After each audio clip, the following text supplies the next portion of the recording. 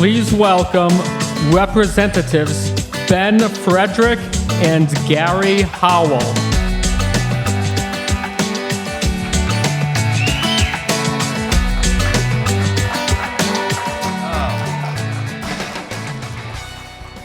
Good morning, fellow Republicans. We are here today on an important mission for our party. You know, the way you win elections is by making friends and building coalitions. And that's what we're going to try to do with our party and with our good friends in the trade unions of this state. You know, we as Republicans have a number of very important values, but it turns out that those same values are embodied by our trade union friends.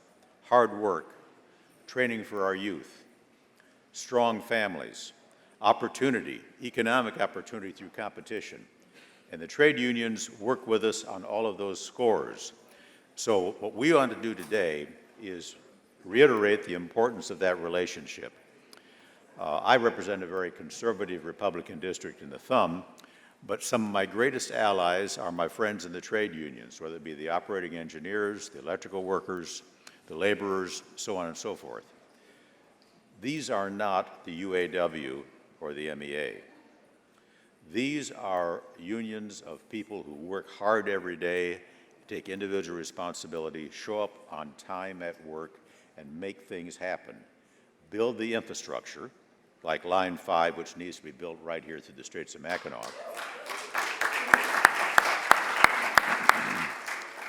These are the people who build those projects, and they are our friends, and we are their friends to get those kind of projects done for the American people and to provide jobs for them and their families.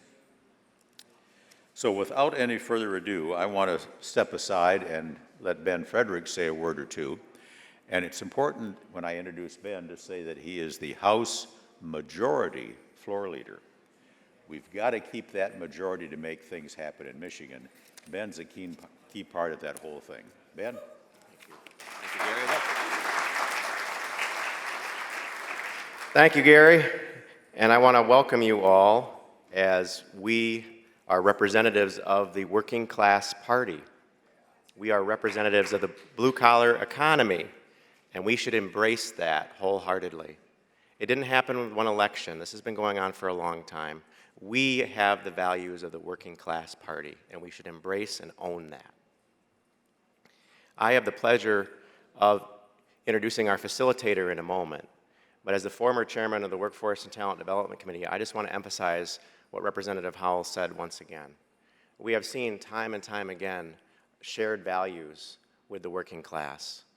And if we don't step up and embrace our role as the working class party, these hardworking men and women in our state who are just looking for good jobs for their family and economic opportunities and safe communities, they will not have a voice. They're not going to get it from the other side, in my opinion. So we have to embrace that. And I hope as you hear this conversation, you realize that we have a big tent here. It's getting bigger.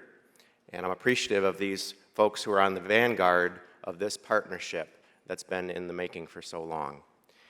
And in that spirit, I'm delighted to introduce our panel facilitator, who was on the vanguard in speaking to an all of the above approach to economic development and shared values with the working class. Would you please help me welcome Ambassador Pete Hoekstra.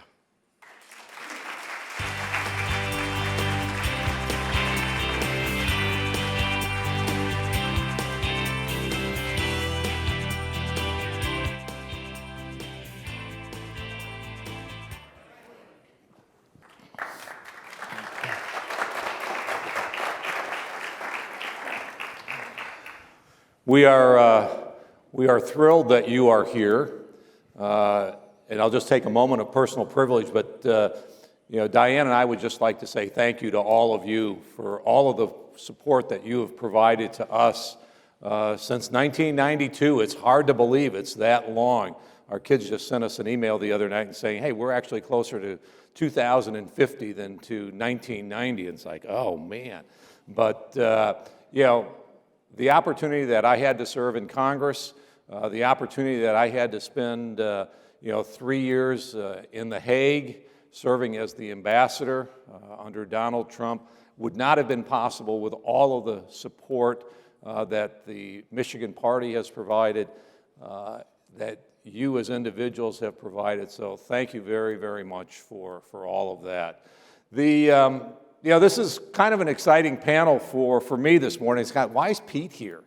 Okay, he focused on foreign affairs and he was an ambassador. Why is he talking with union guys? Well, I led an investigation in Congress. I led an investigation of the Teamsters. Newt came up to me one day and said, Pete, you're going to investigate the Teamsters. And it's kind of like, what? That's somebody else's job. But I did, and I survived, and I developed a very close relationship with Jim Hoffa and the Teamsters Union. So much so that in the late 90s, they actually invited me to go speak to their national convention in Las Vegas. And it's like, why do I bring that up? I was probably one of the first ones to go ever talk to a Teamsters convention. For Jonathan and William, it is the first time that their unions have been asked to be present at a Republican conference like this. And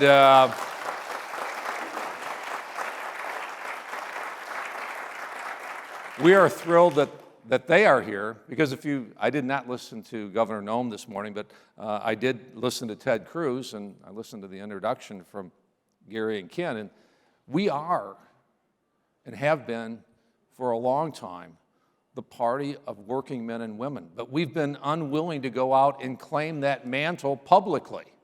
And as I worked with the Teamsters, and as Gary and Ken have been working with these guys, we find out that we've got lots of issues in common, because we want the same thing. We want Americans at work, we want America prospering, we want our economy growing, and these are the kind of people that make that happen, and we ought to be able to go out and ask for their support and listen to what they can bring to make sure that, and what we will find out is we can work together. That's the discussion we're going to have this morning. So, Jonathan, thank you for being here. Thank you. William, thank you for being here, and we hope that, in the 2.5 days that they are here, you will all make them feel welcome and comfortable, and thank them for being part of this discussion so as we can help and move Michigan forward. So, Jonathan, tell us a little bit about you and tell us about your union. Sure. First off, I too want to thank everyone, for being here. We are very excited to be here. This is my first Republican policy conference. Not my first time to the Grand. Fortunately, my wife loves to come here, so any excuse we can make to get to the Grand, we're always going to do that. But born and raised in Michigan, particularly in Calhoun County, definitely want to recognize my county party chair. I see sitting over there, Jeannie Birchfeld, and let's give her a round of applause. County party chairs do God's work, and I just wanted to thank you for your service. And I'm sure, I don't know if Steve Frisbee is here, but my county commission chairman is also on the island, so excited to see him as well. Lived in Calhoun County all my life. Elected official. I'm on the board of Kellogg Community College. I've been elected since 2007, and have worked for and have been a proud member of Labor's Local 355 for 15 years now, and very, very proud of my local union. And the work that we do, we represent about 13,000 hardworking, skilled men and women here in Michigan. We're divided into about 7 different local unions. We have my local union, which is based out of Battle Creek on the west side. And then we have, a local in Detroit, a local in Pontiac, a local in Ann Arbor, a local in Saginaw, our UP local, right? And I see Representative Markkinen in the crowd. Good to see you, Representative. And we also are really invested in training. And we operate 4 different training centers around the state, in the UP, in St. Joe. Our big hub is in Perry, where we have almost 200 acres in which we train folks for jobs in the construction industry. And then we also have a facility in Wayne, Michigan. We do a variety of work. I like to say we're probably the most diverse craft We do building construction from start to finish, roads, bridges, folks on jackhammers, demolition, asbestos abatement. That's kind of one that folks don't think a lot about, but there's a lot of hazardous asbestos, and it's our folks that put on the big, hazmat gear and go in and make sure that it's properly abated so we're not breathing that in, right? That's important stuff. And also, very importantly, we do pipelines, right? And we do tunnels. And Wait a minute, where are you doing pipelines? I thought we were just shutting those down. well, yeah, that's what we're here to talk about, right? So, we've really been trying to educate folks on Line 5 and the importance of the line, and one, keeping the heat on in folks' houses here in the UP in northern lower Michigan, right? Like, that's kind of fundamental. But two, there's a lot of work on the pipeline. It goes all the way across the UP, through the Straits, and then down northern lower. And, what the environmentalists are trying to do is they're trying to pinch that off and shut it all down, right? They know if they pinch that off in the center, that will shut down their whole pipeline. And what's so frustrating about that issue, Pete, and I'm sure William will speak to it as well, is the tunnel was a solution, 5 or 6 years ago. And we worked with Enbridge, and we worked with environmental groups to say, hey, we're all concerned about the Great Lakes. Everyone in this room is concerned about the Great Lakes. But, we said, okay, and Enbridge agreed, we will pay for a tunnel. Like, there's no taxpayer dollars going to pay for this tunnel, and we will pay for it. And, we'll get it done. And then the environmental community moved the goalpost. They just moved the goalpost. And because they are just excited about that issue. So, it's our pleasure to be here with you. I don't want to take up, I want to make sure my good brother, William, can talk about his union. But from the labor's perspective in LiUNA, we're Team Orange. When you see Orange Union stuff, that's our union. Which I know I'm partial to orange. He's 'cause partial to Dutch. that. Yeah. But we're just super excited to be here with you all and to continue to build on this dialogue. And I see so many friendly faces out in the crowd, particularly House members and senators that we've built really great relationships with. And I just want to thank them all for being here. But Yeah. Oh, thank you. We appreciate as well as the opportunity to be here, first time we've ever been invited, and for everybody being here to hear what we have to say, right? That speaks volumes too. So I'll give you a little history of myself. Single mom, 6 kids, man in the house at 12, had a job at 12 to help the family out. The operating engineers 324 gave me the opportunity through the apprenticeship to send my youngest, or fourth in line sister, I won't say the youngest, to her first term of college, right? And that had an effect up and down in my family, which actually gave us a career because we didn't talk about college, right? So I have family all over the place that actually have careers and not 3 jobs or what have you. And then, so it's a passion for me to be able to represent as a political director for operating engineers because I feel like I owe them. They gave me everything I have today. And I love the opportunity to give anybody in my situation or another situation that same opportunity because we all deserve opportunities, right? So a little bit about our local, or let me give myself, apprenticeship, certified crane operator by trade, negotiated different on our other side of our local. We're public and private. So you'll see us support both bills on both sides because we have non-instructional school employees, guitar string makers in Grand Rapids, Bad Axe, we have a police force, we have steel stamping plants, the Detroit Zoo workers, DIA workers, right? We're all over the place, HVAC boilers. So I did that for 6.5 years, then lead organizer for a year, dispatch for a year, now political director.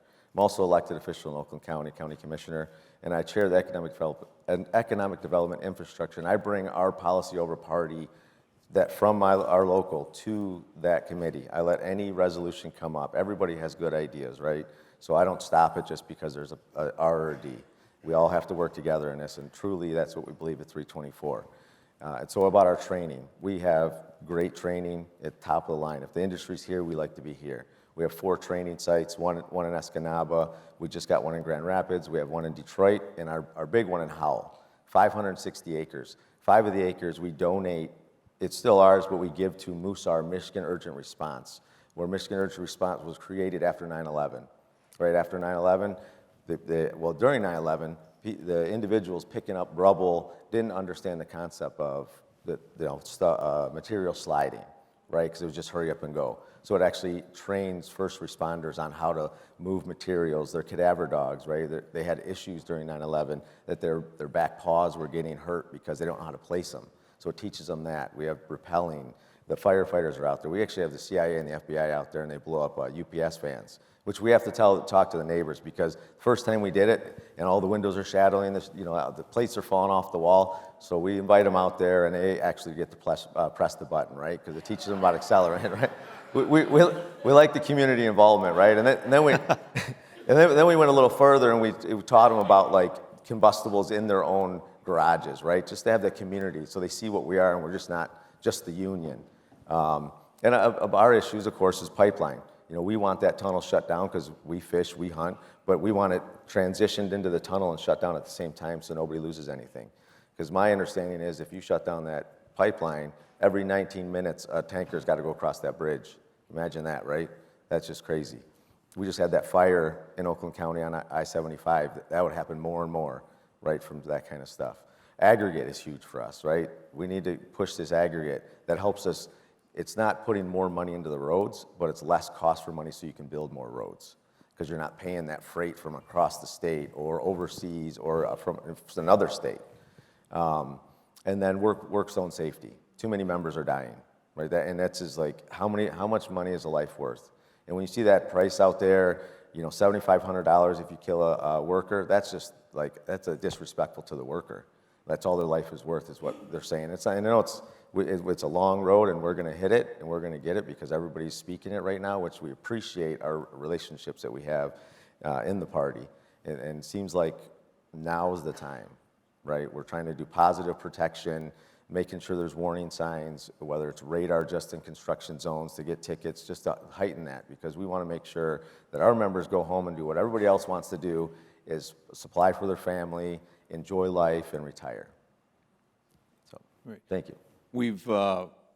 It's interesting with the pipeline issue came up very, very quickly. When I was in Congress, it was the Alaskan pipeline. I still remember our Republican leadership hosting Teamsters and other trade unions, working to get the votes to do the Alaskan pipeline. And you kind of look at it and say, wow, the unions are working out of Republican offices to actually pass policy. I'm assuming that's the same kind of relationship that you have now with the Republicans in the legislature, correct, on some of these issues? Absolutely. I want to take a moment and recognize the chairwoman of the Workforce, Talent, and Trades Committee, Beth Griffin, who has just been a wonderful friend and helping to really highlight a lot of our issues. And we're just so excited to be continuing to work with her. She's just had such an open door policy. William brought up road safety. We are right there with them. A couple weeks ago, we had one of our members, my local, die in Paw Paw outside a bridge doing road work at night. And, I get a call from Beth at 11 o'clock at night saying, hey, what's going on? What can I do to help? And that's what's really nice about, having these kind of relationships. And it's nice having her in that role, is that, we know folks care about these issues, and it's just about, I think, having more dialogue and taking down those traditional, I call them partisan barriers, because I think there's a lot of commonality between at least what our members do and our brand of unionism, and Williams Union is the same way. We manage our own health care, right? We don't rely on the government for health care. We don't rely on the government for our pensions. We pay for that on our own. In fact, I would argue, I would like to see the government less involved in our union, just like people want to see the government less involved in their businesses, right? Yeah. So I was going to say, yeah, it's because, as nationally, they were pushing for, nationalized health care, and some unions were.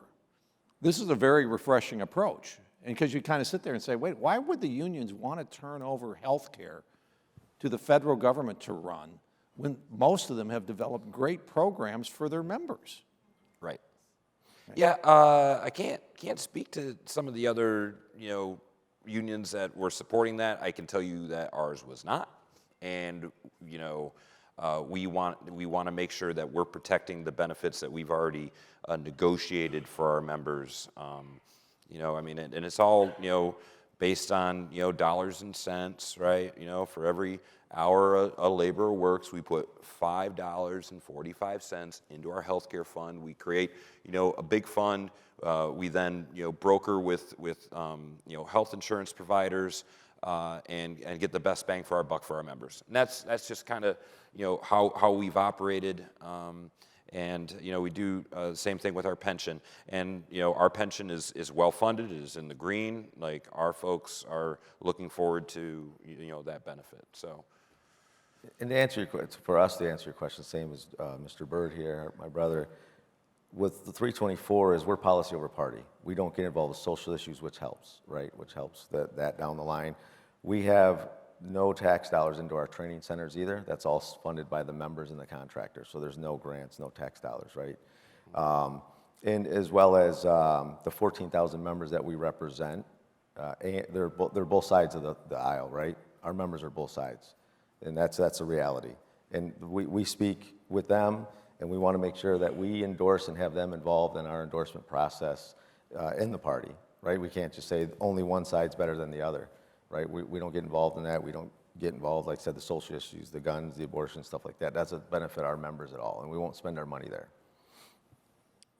Yeah, just listening to a little bit of what the governor said before us, our objective should be, with our policies that create better jobs and better paying jobs for them, that they'll come back in 2 years, 4 years, and 6 years and say, the vast majority of our members are now Republicans because you finally come and ask them, for their help, and you've laid out the policies to our members that say, our policies are good for these guys. I found an we were just talking before we came, and we found an interesting topic. Talk to me about pensions and pension taxes. Oh, yeah. Well, just, we go to our membership meetings. I'm sure both William and I go to the meeting every month, and we get up, we say the Pledge of Allegiance like every other meeting, and we give our reports. And when I give the political and legislative report, every meeting, I have retirees in that meeting saying, when are we going to repeal the pension tax? And, it's been a tax for the past 10 years. I love our retirees. They are relentless.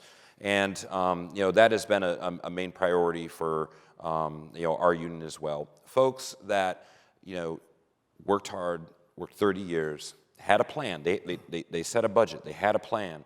And then to have their taxes go up 4% when they've been banking on that money, we feel isn't fair. And I want to recognize my man Joe Bellino, who's sitting right here, and all his hard work to help us highlight and pass that bill. So thank you, Representative.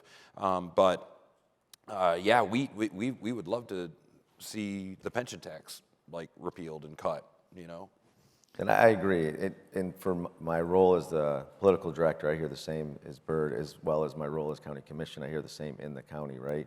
And even throughout the county, not just my district, because they know I am a trades guy, so I get the pension and I get those issues, right? So I talk to a lot of the residents in Oakland County about that, and they want to see that too on both sides of this line, right? Both parties. So it is a concern, and I believe it for the party, it would be a great win for you guys, if that could happen, right? Because they'll look at it as you guys made it happen. Yeah, and if I could just kind of speak to the average, pension, our pension is hourly based. It's not based on a percentage. It's about how many hours you worked when you were out there in the field on jackhammer or building pipelines or what have you. So our average pension is probably around $1,800, $2,000 a month. It's not like a lot, but when you take a chunk out of that, that's real money to people. right? I mean, it's not, our folks aren't getting, $20,000 pensions every month. No, it's just enough to, with your Social Security to make sure that you can maintain that standard of living that you were used to, and that's the point of it, right? And to add to that, it's not necessarily effective to the current members like myself. It's the ones that were already retired that got taxed, that were already on that fixed income. That's the ones that hurts the most, right? Because the pension plan wasn't as big as it was, or they weren't getting as much in the past. Right. What would you tell this group that they need to learn about your union, that they need to learn about you, or that they need to know about what you want in terms of legislative? Just meetings, right? To just reach out, have those face-to-face, and which we are. Yeah, but you've got legislative priorities, right? That you're going to meet with Gary and Ken and the rest of the team on and say, here are the things that are important to us. Right.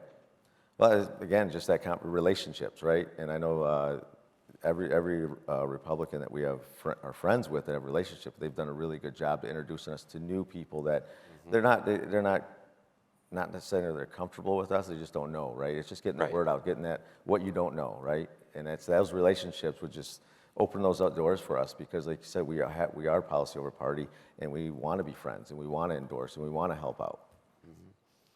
Yeah, and just to add to that, it is all about relationships, and we're excited to be here, and I'm looking forward to the conversations that are going to happen after this panel too, and getting to know more folks around the state. Some other issues that I know we're working on. One is unemployment. Right, we saw during COVID what a mess our unemployment system is. And if I could pass on one issue that I think is important for this group to hear, unemployment benefits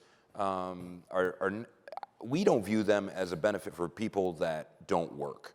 Like, it turned into that, right? I won't say it didn't. During COVID, it turned into that. But traditionally, it is not for people that don't want to work. It's for the people that do work, and the people that can't work because they're waiting for the next job to start. So I give the example.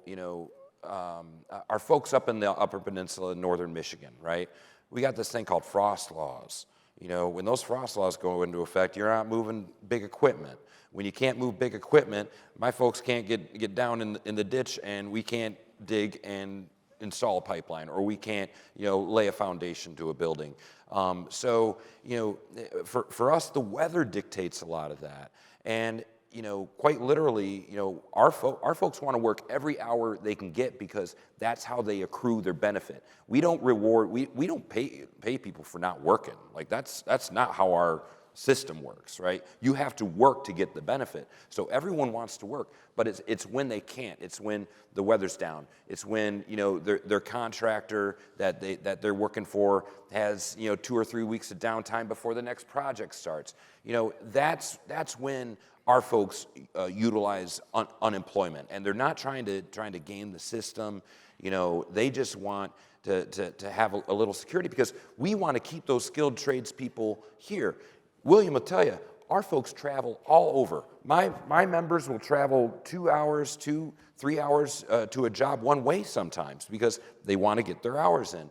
And if we want to keep them in this state, instead of going down south and working on other big projects outside of Michigan, we have to have good benefits for them. So if I could just leave it at that and just say I'm happy to talk more about it, but at least for the skilled trades, unemployment insurance is a real thing. I would like to touch on two things. I don't want to lose it, because you asked us, how can we get our members, you would like to see more of our members become Republicans, right? And you let us come back and say that. It's just like giving us the bullet points, right? Because it's my job to educate our members, our retirees, my executive board on the relationships we have, the stuff that's getting done, or even the bills that are introduced that are not, that not pushed through, right? Or not voted on because of whatever reason. But just to know that mindset's there, right? That's what help us out. And then talk about frost laws, roads. One thing, just talk about what can we tell the legislators what they can do to help out. Let's lower the truck weight rate. our Michigan is 2 times over the federal rate, and that's why our roads go so bad, right? Everybody says Ohio roads are great, but they follow the federal guidelines, right? And that's job creation. Yeah, you're talking about more trucks on the road, but you're talking more truck drivers, more people loading it. You know, you're adding more jobs, but you're lowering it, and that road's going to last longer. So we're not constantly pouring more money into it. Talk to us a little bit about what you do with job training. You keep referring to your workers as skilled labor. So us, we have 560 acres, right, out at Howell. And we have crane operators out there that train the cranes. We put a structure up. We have a structure out there that we partner with the ironworkers, and we paid $500,000 for it, and people have tried to do what we did, and they can't do it for under $1 million, right? Because we were smart, we made those partnerships. Because we want to train our apprentices how to put up a building, a steel building, and take it down if needed, right? Demolition. We have the excavators that have GPS, right? Because that's where everything's going to. We have autonomous stuff out there, right? We were in Vegas, and one of our training directors was running an excavator like he was sitting in the seat in Vegas at our national training site in Texas, right? Like he was there. You know, so just teaching anything that's up and coming, we teach that. We want to make sure that our members know the new technology because that's coming. But talk a little bit about apprenticeships and those types of things, and because you're not taking kids that have gone through college.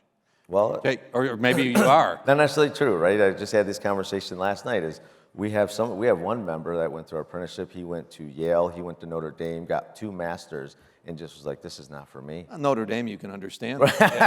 Just kidding. Right, and he said, this is not for me, so he came through the apprenticeship. Our apprenticeship is either 4 years or 3 years, right? And you go to work while you're going to the school, and you don't pay any tuition. You leave with no debt. Right, and that's just amazing. And then you take our DLL certification at 28 community colleges in Michigan, and you can go for your construction science degree. Yep. Right, and how amazing is that? Because we want to make sure our members are trained and educated, if they want to move up. Right, superintendent, running the jobs, you'll be in the foremans, because that's what companies are looking for. And even if they go into the company and out of the union, at least they came from us, so they have the knowledge of what we do, and it's not just no knowledge, right? Because that's the education and the training is where I think a lot of it's lost in America these days, right? You just want to get a job and go, So we train them from the bottom up. Yeah, and we do a lot of similar training as William mentioned. We're kind of like the entry trade, right? A lot of our members will be 5 or 10 years with us, and then they realize, I want to go and be an operating engineer, and then they go and join Williams Union. We probably, of all the trades, we probably share the most members, I would say, of people that started here and went there, just because our work is so similar. His folks are in the bulldozers moving dirt, and my folks are down with the shovels telling them where to dig, right? So that's kind of how we work. As far as our training and apprenticeship, we're always looking for good people. I come from Marshall Township in Calhoun County, and some of the best workers on in our local are just kind of good old farm boys that they farm, and then when a big construction job comes up, they come and work that job, and then they go back to farming, right? And, but we spend millions of dollars to make sure that our folks have the skills to, one, be productive. Because if our contractors aren't making any money, we're not making any money. We want our contractors to make profit, right? And we want them to be competitive. And the way they're competitive is through utilizing our workers that are well-trained. They get the jobs done faster, on time, under budget, safely, and it makes a huge difference. And that's why, when you have these big, large commercial jobs, most times developers and business, they come to us. They say, hey, we know you guys are the experts. We want you to build this because we know, you're the professionals. We're the professionals of the trade. So, through our training and apprenticeship, we're able to prepare folks for that. But what is nice is you can start with us 18, right out of high school. We can get you an apprenticeship. We will pay you while you're learning. And then you come out, you have no debt, and it's a great gig. And you can make, 50, 60, 70, some of our pipeliners, they might make 120. It's all hours, right? It's all how many hours you're putting in. But, it's a great opportunity for folks. And the more that we can tell that story and get folks, coming into the trade, the better. And if I could just add one thing, Yeah. I forgot. So our business manager Douglas W. Stopwell, is huge on equality and just making it equal. We are the highest in Michigan at 13% of women in apprenticeship, and we want to grow that, right? And because we want to make sure everybody, well, I have a daughter, he has daughters, everybody has daughters, right? And heck, there's some women that can do better in the equipment than men can, because we want to get in there and do it, and they're more finesse, right? So we find that they're calmer, right? Which is great. I said in the equipment. I got 4 sisters. So we promote that, and we're out at these different events where it's like women in construction, and we always partner with them because we want to make sure that everybody has that opportunity. Because it's not about how many you can get in there. It's like, let's get quality people in there that want to do it. And I use the example over this last couple of days is there's people that their kids went to college, can't find a job because they're not there as much as they were before. And I call it getting the kid out of the mom's basement, right? And then getting them to feel like they're part of the community and not just playing video games in the basement or what have you. So we give those opportunities, and we don't have an average age when you go to the apprenticeship. When I was in the apprenticeship at age 20, 45 was the average age of the apprentice. Just the average, right? So there's no age, right? If you want to get in, you can perform the work, and as long as you pass the test and stuff, you're good. I've always wanted to operate one Hey, of those things. come on down. We'll get you down there. We'll get you in a crane and an excavator, right? Yeah. So it's high quality, high paying Yes. jobs? Yeah, so if you get in, we look at it as the toolbox. When you get in, the apprenticeship's your toolbox. You fill it, right? Multiple pieces of equipment, and the more you can run, the more you can work. Like you can easily make over 6 figures in a year, right? It's just how your ability to work, because employers want engineers that are multitasked in the equipment. And it's all about the credentialing, right? You go through, you take the training class. It's a couple weeks, it's a month or whatever, and you get that credential. And then you stack it on top of another credential. And the more credentials you get, the more employable you are for the contractor. So the contractor knows when they bring you on the job that you can do this, this, this, this, and this. And they say, okay, we'll place them here, or place them there, or place them there. And so that's what's nice is that stackable credential that for our folks that make it a career and make it a way of life. It's really helpful to them. And the more credentials, the more money you make, right? You put the time in. What's the labor market look like? Do you have enough people in the union? Are you looking? Yes. Enough? So we could add more apprentices every day, but it's the sustainable work. We don't just want to put people through the system and then they don't have any work and then they're on the unemployment, right? Right. So the work has to be there for us to add more. So that's how we weigh how many apprentices come in. Right. And we're a little different in the sense that we can usually get folks trained pretty quick and get them on the job and starting out, right? So we are looking for people.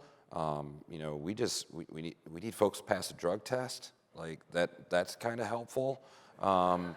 Just be ready to show up to work on time and work hard.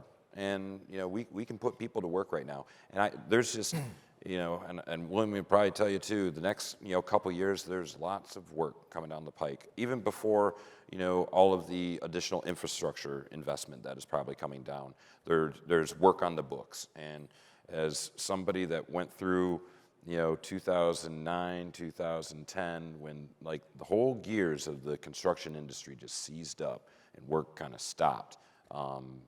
We don't see that happening anytime soon. There's jobs available. I was driving 120 miles one way in 2008 for 40 hours a week, right? Just because there was no work. Yep. And so the partnerships that we have, especially with Rep. Griffin, and we need to continue those going forward. And that's our whole goal is, we get these relationships and the term limits, and we want to make sure that we continue those relationships and grow them. How close are you related to the other unions in Michigan? All right, I mean, we're in Europe, we're an ambassador. The ambassadors in Europe are challenged with the task of going out and telling our European colleagues, hey, we want the same access to your markets that we've given to you to come into the U.S. The classic example, you buy a BMW in the U.S., it has a tariff of 3 or 4%. You want an export, a car that's built in the U.S., built in Michigan, you send it to Europe, it's 12%. It's like, wait a minute, this isn't, who dreamed up this deal? Right. Are your members attuned to those kinds of issues, or do they recognize that or not? Or it's kind of like, nah, just tell us about our issues. I'll say yes and no, because our members are very knowledgeable where they want to be knowledgeable, right? Some are in tune to the market. Heck, they can tell you the stock market more than some people can tell you, right? Because that's just their thing. You figure if, like say, a boiler operator or a crane operator, there's times where you're sitting, you're holding the piece up there, right, and you're waiting, so they just, you read. Or you're on now, they got phones, right? So you don't bring your phone out when you have a load on, but there's times that they're waiting, right? I worked at Fermi Nuclear Plant, and I was there I was foreman a night shift, and we'd be there just to be there, right? Because they want to make sure if there's an issue that they were ready and available, right? So there's times you read the paper, you're on the internet, and so our members are very knowledgeable in that area. Which it comes to politics, a lot of them are very knowledgeable too, but a lot of them are like slighted by party because that's the way they grew up, right? So it's like we go back to what we were talking about, get those points of what the party has been doing, right? And our relationships with the Republican Party, it's just, it's a brunt on my end because I get it, but we just keep pushing just to educate them on our relationships and the good that we're doing. Absolutely, and just to add to that, we're a part of different broad labor coalitions like the AFL-CIO, the building trades. There's William and I represent 2 out of the 15 building trades. So there's lots of other trades out there. You think electricians, plumbers, sheet metal workers, iron workers. There's lots of other trades. So we're part of the Michigan building trades and the national building trades. But as it relates to that, our members do pay attention to that because we build cars here in Michigan, but you know how we build cars? We build plants, and it's our folks building the plants that the cars are made in. And then, there's UAW folks in the plants building the cars, but then, when they, pause production to go and retool, it's our members going back in there to do the retooling. So, the auto industry is we all know how important it is to our state, but, it's not just the folks that are making the cars that are benefiting from that industry. It's also, the folks doing construction work, as the retooling. So, when GM and Ford and Chrysler are making and building more cars, that's good for our members, and our members understand that. And so, certainly, tariffs, are a hindrance to that, and being able to, send, our products out. And so, certainly from a policy perspective, we understand that, but it's an opportunity to create more jobs for our members too. Yeah. We had an administration that spent 4 years where the focus was jobs, jobs, jobs, with no delineation as to whether we were creating an environment that would result in union jobs or non-union jobs. Just recognizing that putting Americans back to work into high-quality, high-paying jobs was the right thing to do, and that the country would benefit from it. Absolutely, and I'm happy to kind of talk on that a little bit too. We're union, right? We're not. We have non-union competition, and we're fine with that, right? Not everyone chooses our brand of unionism, chooses our how we think the construction market ought to operate. And you know, we view competition as good. We're fine with that because you know what? We train our people to be more productive than, you know, folks that don't have access to that. Where we take umbrage, and I can't speak for William on this, but I can speak for our union. It's not with the non-union. I would say it's with the folks that are anti-union, that, you know, don't have the open mind about how, you know, we interact and operate in the economy.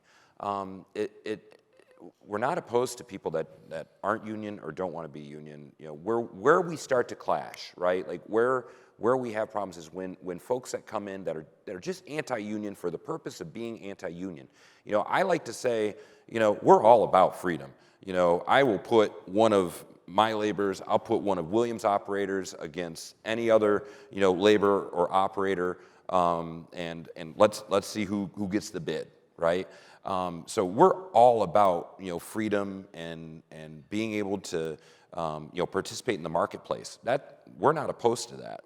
Our organizations go back over 100 years. We've been, you know, fighting for our spot in the economy for a long time. But I guess I would just say, you know, it's not the non-union that like gets us worked up. It's people that like just are anti-union to be anti-union, and they don't understand or haven't ever had a conversation with us to talk about it, right? But Well, for us, it's like planting the seed, right? It's not saying anti-union, non-union. We want to plant the seed. We've noticed that over the years as we would have conversations with different organizations, different companies, right? And they see the benefit of being an operator, the benefits we have. And it might take 5 years before they realize, come to our side, right? But it takes that time, and you have that just conversation. That's right. You know, if you call them a rat or a scab, that's not going to have a conversation, because that's going to be down the road. Even if it was somebody that's no longer with your organization, they still remember that, right? So just have that cordial conversation, show them our benefits, and eventually, it seems more time than not, they're like, well, we want a retirement. We don't have a retirement. We don't have benefits, right? When we get laid off, we don't know when the job's coming next, right? We don't have a hiring hall where we get just sent out. We're with one company. So sometimes that brings them closer to us. And the training, they want to have better skills, right? Anybody in their profession just wants to grow, right? Mm-hmm. So a lot of times they'll get topped out where they're at, and they want to move, right? We all want to keep moving, regardless of what we're doing. And that's one thing I enjoyed about being a crane operator in the field, which I still hold my license, is you're not always in the same place, right? You're not just, you go into the office every day, and not anything against that, but I wasn't built for that, right? And it's just like, and then you can go by and you can say to your kids, like, I helped build that, I had a part in that, right? Totally. And then our operators maintain those buildings that we build. They run the boilers, HVACs, like I was saying, right? So it's a full circle. We're going to have to end it. We hope we've closed the sale, all right? These folks have to be part of our coalition. We've got to develop the relationship with them, and we need to listen to them in terms of trying to earn the support of them and their members each and every day. I mean, they're talking about freedom, lower taxes, competition, less government, running your own health care. What is there not to like about these guys? All right? Thank you very much, Jonathan and William, for being a part of the conference this morning. Thank you. Thank you for being here. all right.